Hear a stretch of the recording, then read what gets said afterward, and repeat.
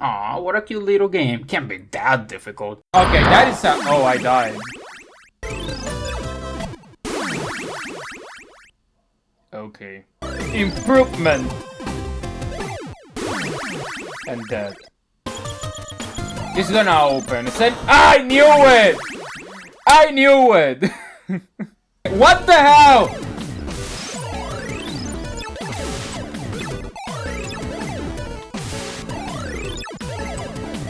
Oh my god! Are you serious? Oh, what? Can I use the bird? Oh, I can use the bird!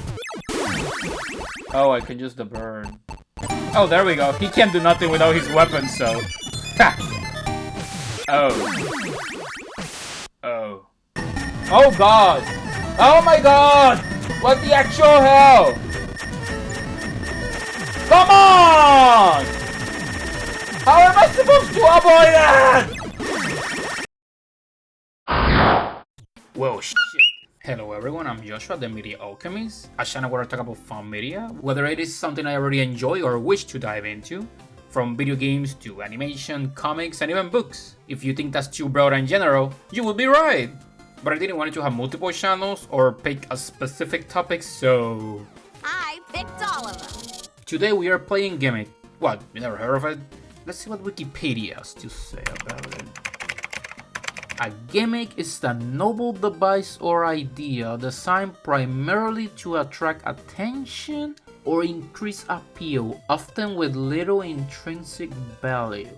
Wait, that can't be right. Gimmick, or Mr. Gimmick as he's known in the Scandinavian countries, is a 2D platformer that came out for the NES. Now the technology behind it goes a little over my head, but essentially the director of the game, Tomomi Sakai, used various techniques to freeze space, overlaying sprites, separating the 256 tiles into two groups of 128, and dividing that into two more of 64 tiles, which allowed them to have more complex sprite work. They also had an expanded sound chip that had more channels than the standard at the time. The result? One of the best looking and sounding games the old dinosaur has to offer. The game had mixed reviews, from being too difficult to looking too childish. The fact that 16-bit was the new toy in town definitely did not help. For these very reasons, distributing the game outside of Japan became a nightmare. Only one Swedish distributor, BurncrowSP, actually imported the game, released with very limited copies on the Scandinavian market in 1993. Sadly, this version of the game had downgraded music because of a lack of soundchip compatibility. Now the version I'm playing is the re-released Gimmick Special Edition on the Switch by Bitweight Games. One fateful day, our cute little green marketable yokai plush was hanging at a toy store for...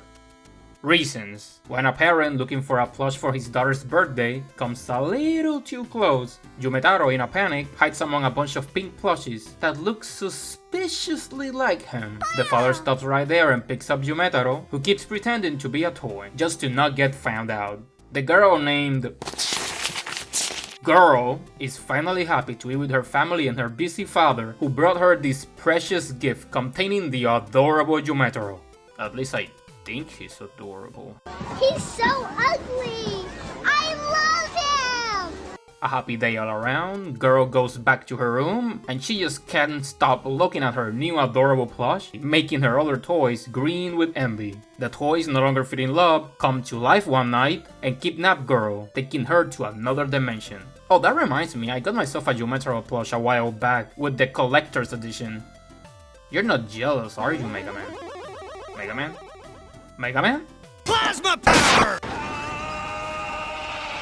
Yumetaro finds himself alone in the dark, having witnessed what just happened, feeling sad that the one person who loved him so dearly was taken away. Look at the poor little guy, look at that sad face. Yumetaro decides to take matters into his own hands and go after her, by traveling to this other world and bringing girl back. We start on a floating island. I just finished my Sonic 3 and Knuckles playthrough. This is giving me some serious flashbacks. The first thing I notice about Yumetaro is that he's on the slippery side. Even jumping won't stop your momentum. You'll keep moving pressing forward even if you are not pressing forward. As usual with a lot of 2D platformers, you can jump different heights depending on your button press, and by using your unicorn horn you can summon stars. Now this star is your only means of attack. This ain't Mario or Sonic where you can just jump on your enemies, but you can ride on them though and use them as platforms. Speaking of platforms, the star itself is a platform, and you better get practicing early on because the game will start demanding more of it. Besides jumping, the star is your main tool for tricky platforming, and the main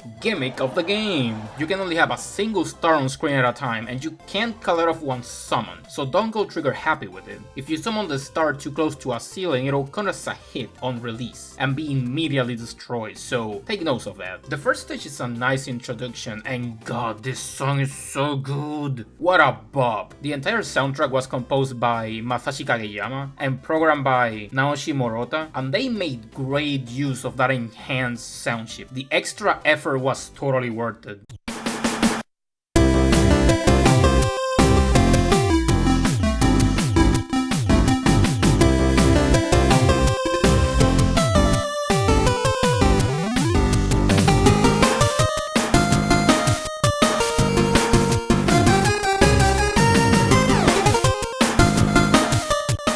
This song in particular is called Happy Birthday, and considering the birthday girl in question just got kidnapped, what a sick joke, you bastards. The stage is great, but in my first run, god did I die a lot. Granted, it was just me getting used to the mechanics and physics. Thank god for the rewind function and save states. The game also has items. We got these potions that can heal you, these fireballs that can destroy previously impervious enemies, bombs, and these yellow potions that increase those colorful marbles below that are your health. Your HP gets reset per stage, and you can find more of these in each. Items can be found just lying around or dropped by enemies, and by pressing down you can switch between them and then use them by pressing up and summoning a star. It took me a while to realize this. To be fair, I didn't read the manual.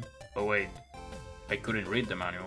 Momentum is very important, so be sure to use it to your advantage for longer jumps. Something I do like is that once enemies are defeated, they don't respawn. According to Tomomi Sakai, this was to make the game feel more real. It's not just a mob of respawning enemies, they exist in this space, and if you erase them, they are gone. Forever. And you get to live with your sins. Your actions have consequences, Yumetaro. I love this area where you just stare at the fish. Nice touch, good way to make the world feel alive. This over here.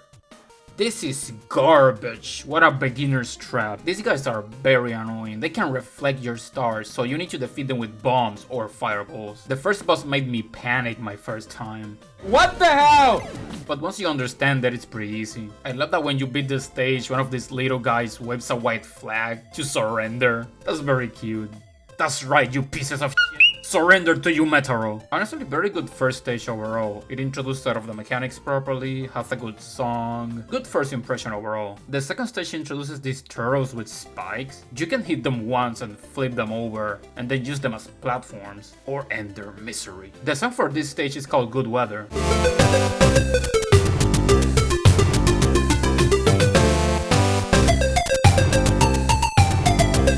Another banger. We get attacked by pirates here. And look at that! Another space to relax in an alternative path. A place to chill and ponder about life. Mr. Gimmick! Remember who you are. Seems like each of the plushies have been assigned to guard a stage. This guy can slash your stars with his cutlass. You need to go for the head. Did you know that even if you win, his cutlass can kill you? Oh, what? Man, now I'm paranoid as shit.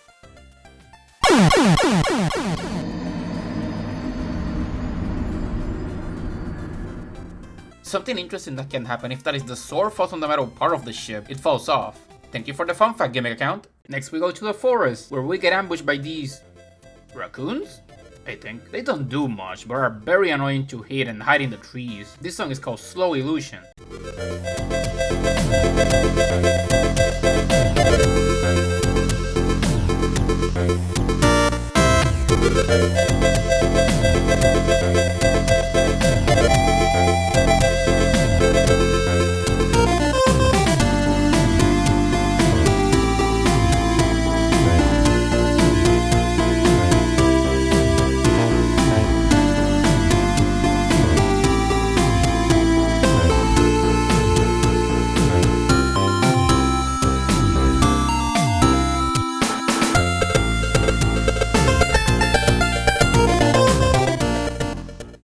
And once more, another banger. Love the forest aesthetic, reminds me a lot of a different NES game.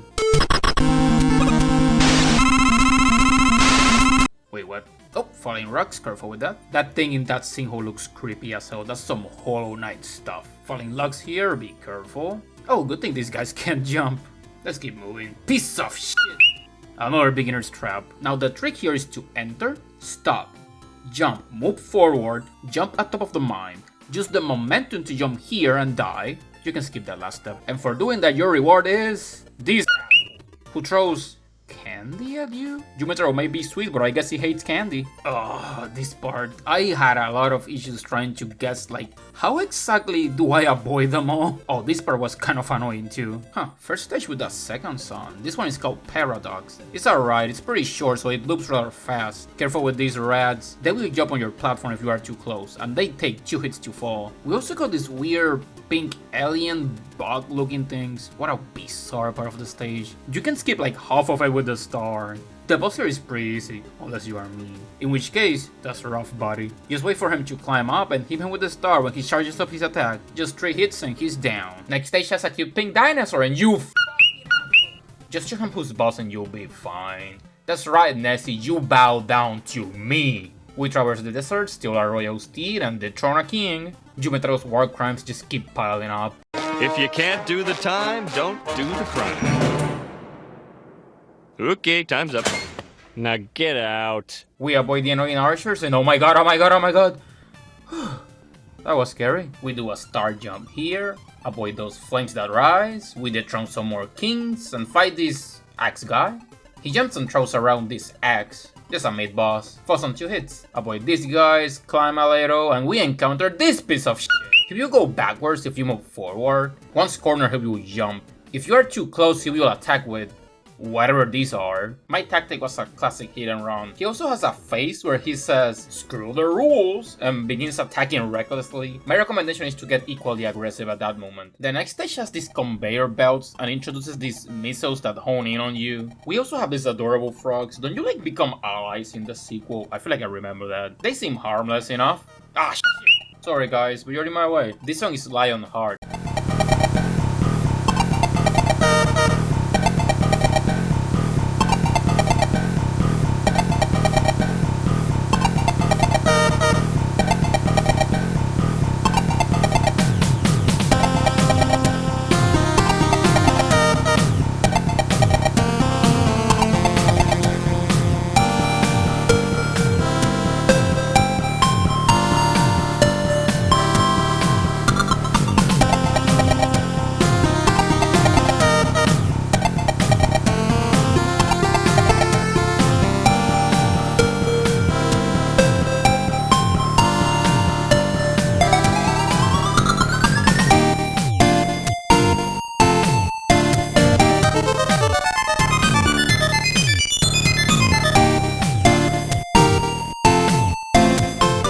And yeah, another good one. It's not as energetic as the first few, but I really enjoyed it. If I recall, every track in this game was made with a different genre in mind, which is pretty cool. These guys with masks look dangerous. Oh, something to ride on.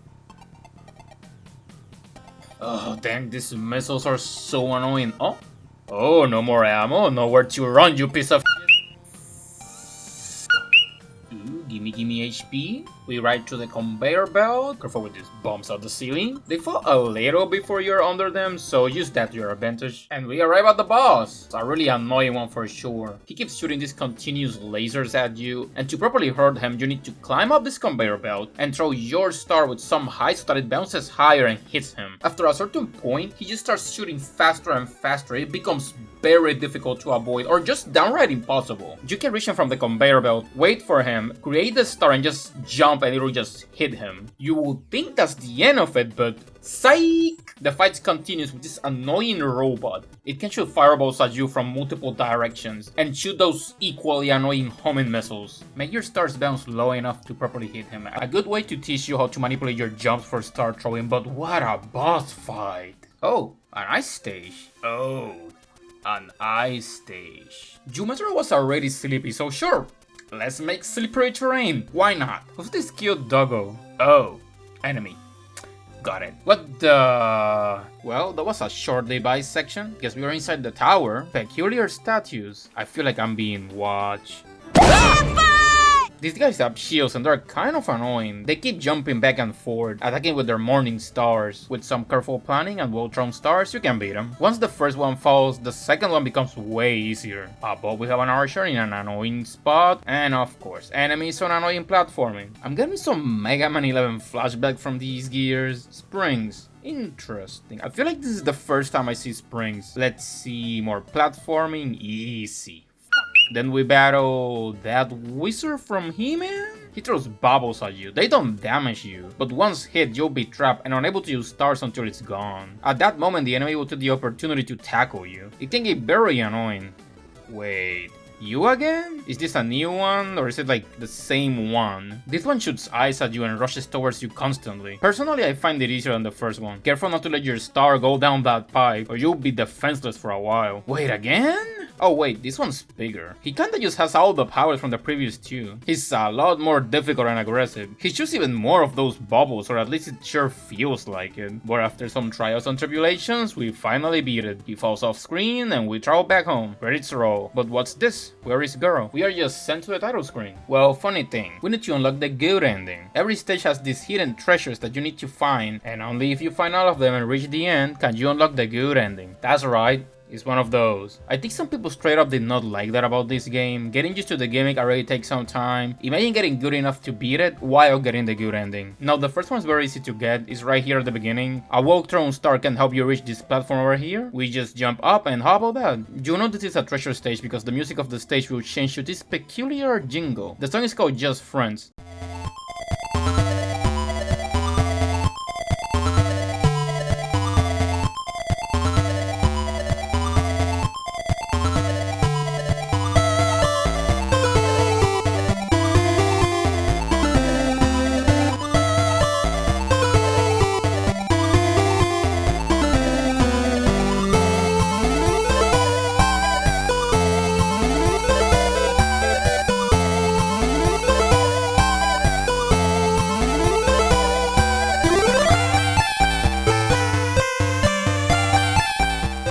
Perform some tight platforming, try not to fall, and okay, let's try that again.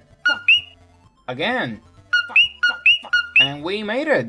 First try, yeah, that was so easy, yay. We get a potted plant, totally worth the trouble. Every time you get a treasure, the flag from that stage is colored pink instead of white. Now for the second one, we gotta do this BS. It took me a while to realize for some reason that you need to push the cannon and then right atop the cannonball to reach the place that you need to go. And even knowing, falling off is very easy. But we make it, it's a sand clock. We fly atop this bird over the pirate ship and go fight the boss. The third treasure is behind this odd beetle, at least I think it's a beetle. Your normal attacks won't hurt it. You need to use a bomb. Oh, it's a magic ball. Oh shoot, an arrow trap. If these items have any plot significance, I have no idea. Now the fourth one I remember was very tricky to get to. You need to do this precise star jump, and if you fall down, you can't go back unless you get a game over. We do some precise star bounces here, at least there isn't a dead pit below. And we get a sword. Now the fifth one is peculiar. Remember that annoying fellow, the one with the missiles? Defeat him, go inside, don't fall like an idiot, activate this lever, then later on we can go down here, we do some tight platforming and not die 100 times. Don't do that. Don't be me. With a well-placed star jump, we can get the magic lamp. You okay there, lamp? You ain't looking so good. Now this one was the absolute worst. You need to do a very precise star jump in order to reach this pipe above, just to get to the room. Once that happens, you need to push this cannon forward using the bomb item. Luckily, if you don't have it, the cannon itself provides you with one, so that's nice. Once you manage to do that, you can step on the cannonball and fall like an idiot. Then you can do a proper jump and fall into spikes. Those two are skippable, by the way. And we get a mirror! Nice. Once you get them all, you defeat the evil wizard again, and we unlock the real last stage. Now this part onward has major spoilers, so if you want to go blind and be shocked by the insanity of what's about to happen, you can stop right here and just play the game.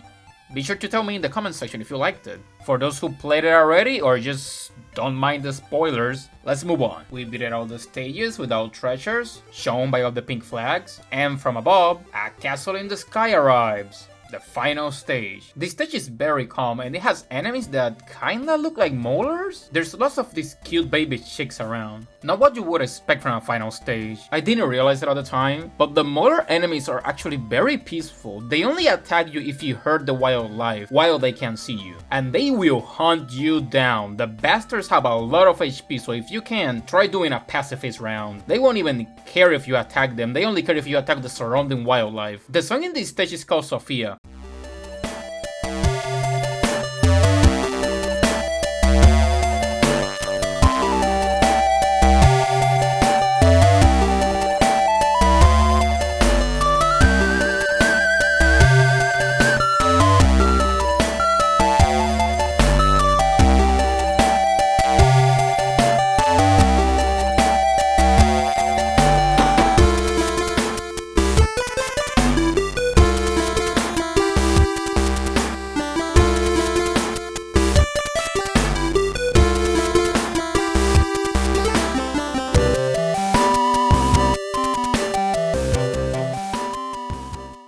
Wait, like the tank from Blaster Master? Also a Sunsoft game. I wonder if Sophia means anything special to the company. The song is very peaceful, it's just like the stage and not at all something you would expect from a final stage. I really like this one, it's very relaxing. These round black cats are very annoying, they just follow you around and have spikes on top so you can't stand on them either. The stage is rather short and easy. We reach a dark hallway, no music.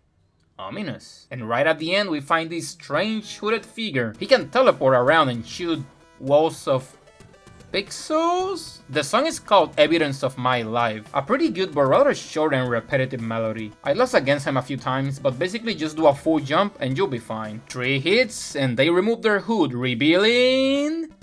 Wait, who are you? We are fighting some man dressed in a black sci-fi outfit holding a lightsaber, can throw bombs, and he's very acrobatic. Holy shit.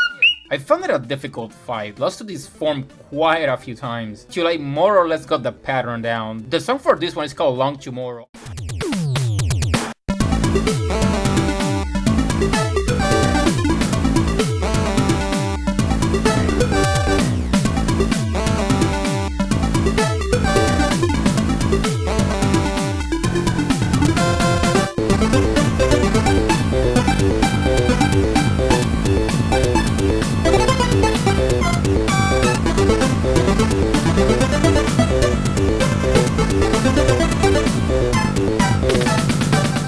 Also pretty good. These titles so far seem to mean something. I wonder. After we finally defeat him, he explodes into tiny pieces, and this crystal engine begins to shatter. No idea why. I'm guessing it keeps the island afloat like a certain gem I know. We finally find girl. Random thought of mine, but what if her name is Sophia? And that's why the song for the last stage, where you rescue her, it's called Sophia. So maybe that's her name? I'm gonna make that my headcanon. Sophia is happy to see you, Meteoro. We get a cute scene with them hugging. I guess they somehow know the place is gonna fall apart, because they start running immediately. The crystal shatters and the castle blows up to pieces. I guess the island was not powered by it. Sophia and Meteoro jump through the portal back to the room where the adventure started, and together start pondering, what the fuck just happened? Roll credits. This song is called Good Night, a very fitting title.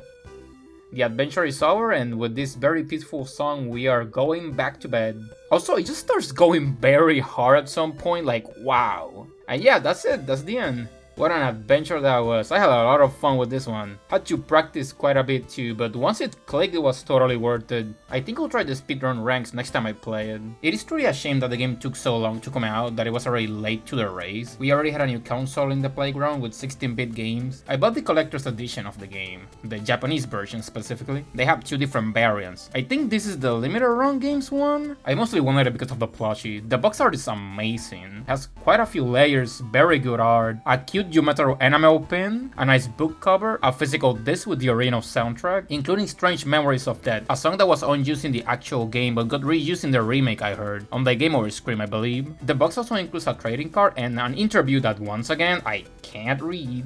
I'm gonna need to learn Japanese. A very nice package. I usually get rid of this, but I think I'm keeping this one. This art for the soundtrack is very cute, I love it. The story of the game was hard to grasp sometimes. I found the original manual in Japanese and translated it to both English and Spanish to get a better idea of what everything said. It is funny to think that Yumetaro was called Mr. Gimmick, but also the world itself in some translations was called Gimmick. Actually, let me just read the badly translation version of the manual. Okay, this entire section of the video was not scripted, so I'm just gonna be looking at the info and kind of like reading what I got here. Thank you very much for purchasing Samsoft's family computer cassette Gimmick. Before use... Oh my god, what the heck? Espérate. Please read this instruction manual carefully before use and use the product in the correct manner. Please keep this instruction manual in a safe place. What is gimmick? In English, gimmick means a secret device, a trick, various devices to attract attention, as meaning ura sasai.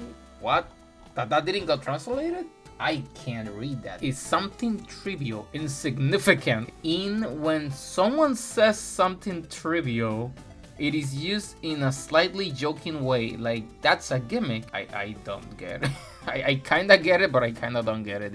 This translation is not the best. It is Google Translate, so you know. This game was developed with the intention of focusing on the details of traditional action games. Just like the name Gimmick implies, the character's movements have positive and negative acceleration. What is negative acceleration? For example, furthermore... Okay, all enemies on the screen are memorized, so when you scroll the screen, you will encounter an enemy that has died once again. So you will understand that they are actually living in a gimmick world. Oh, this is what they were talking about, where like, if you defeat an enemy, they don't respawn again. They are permanently gone. That way it feels like your actions have consequences. Also, you can enjoy all stages with bare minimum of items. That is true. Surely be pleased with the rhythmic and fast-paced gimmicks. Let's check the next one. Oh, that's the Spanish version. Okay, let's check the second page then. Candles for each year are flickering on the cake. Today is the girl's birthday. Her father, who is usually not busy at work, will be here for the day. The girl is more excited than her birthday. Wait, what did I just read? The girl is more excited than her birthday to see the three of them together. After such a loving time, happy birthday, the girl smiled happily and opened the present box. As Yumetaro was walking through the floor of the store they just jumped to the past and like the future. It was like, I think that happened before. That's when he was at the store. As Yumetaro was walking through the floor of the store where the stuffed toys were sold, a father who had come to buy a present was guided by a store clerk to the floor. Yumetaro panicked and hid in a pile of stuffed toys. There were a lot of pink stuffed toys that looked just like Yumetaro. Just then, the father stopped in his track, and then she picked Yumetaro. Yumetaro, who continued to pretend to be a stuffed animal, was put in a box with a ribbon and brought to the girl's house. The girl took a liking to Yumetaro when she carried him back to her room. He looked at her intently. She loved Yumetaro so much that the stuffed animals she had received one by one every year until now couldn't help but feel anxious that they might never be loved again. One night, the stuffed animals suddenly start moving, there's no explanation, and take the girl to another dimension. That's what happened. Yumetaro, who was left alone on top of the animals, had gone. What animals? Yumetaro, who was left alone on top of the dresser, went to look for the girl in the space where the stuffed animals had gone. Introducción de personajes. Let's see. Yumetaro. I'm gonna have some subtitles for this one. El personaje principal de Gimmick se embarca en un viaje para buscar a una niña secuestrada y llevada a otro mundo. Todos los demás Ahagi. What is an Ahagi? Ohagi gigante. Todos los demás Ahagi nacen del Ahagi gigante, jefe de un lado. Also, the Ahagi are the small little cute dudes. Kaizoku. Oh, that means pirate. I watch enough One Piece to know that Kaizoku means pirate. Ataca blandiendo la espada que sostiene jefe de dos caras. Wait, what does that mean? Like, what does Two-Face Boss means? Tori-san. Él piensa que se ve tan bien posando en el mástil que no hay gente alrededor. Okay, so Tori-san is just full of himself. Ponta. He thinks he's the king of the forest. He attacks with acorn bombs. Yadokama. Oh, that's the snail guy. He was raised by someone who was a dog. He's the boss of the third stage of the game and he's quite a formidable opponent. On the back of the game, we also have like the synopsis that we got for the plot of the game. And I think this is... I don't know if I should call this better or worse than what Google gave me. Prepare to meet your destiny and put all of your game playing skills to the test. Mr. Gimmick is a mystical, exhilarating, and very dangerous adventure that begins where all other games have ended. What the hell? Violent enemies that suddenly become your ally. That is a straight up lie. There is not a single enemy that becomes your ally. Not ever. If you know the secret. What secret? What are you talking about? Magical items hidden away in secret places that ensure your survival if you find them. You don't need them for survival. I don't know what you're talking about, game. And prevent you from even finishing the game if you don't. I mean, that is technically true, I guess. Mr. Gimmick's only weapon, that's straight up a lie, is a cosmic star. That is a lie. You technically have actual items you can use, so technically it's not his only weapon. But I guess yes, technically. With a potent form of energy you must harness, master it, and the star can cripple your opponents, carry you over dangerous territory, and enable you to reach levels and hidden places that are unattainable to anyone but an expert. Oh, they were really trying to sell this as like a hardcore game. Every game you play before has only prepared you for the ultimate challenge. Oh, I can't take this seriously. You call on many skills, techniques, and tricks you've learned to help Mr. Gimmick survive this evil onslaught. Only the strong will survive, and only the very best will experience the secret ending. I guess I should be proud of myself.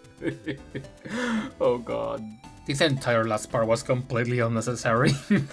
But I would like if I did have some fun trying to get a little more of those manuals. Honestly, the game was very fun. If you like retro gaming, charming games, and platformers, give this one a try. I'll definitely be trying the sequel in the future. Special thanks to BurncrowSP for being the only reason I even know this game exists. This has been Joshua, the Media Alchemist, and I'll see you all next time. Take care.